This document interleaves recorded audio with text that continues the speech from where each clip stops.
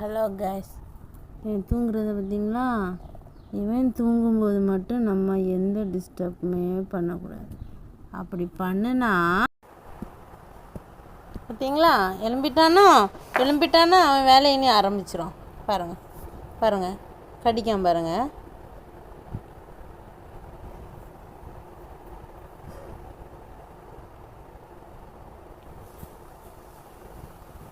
பாருங்கள் அவனை இதை பாருங்கள். அவன் தூங்குனா டிஸ்டர்ப் பண்ணும்போது இப்படியெல்லாம் பண்ணுவான்.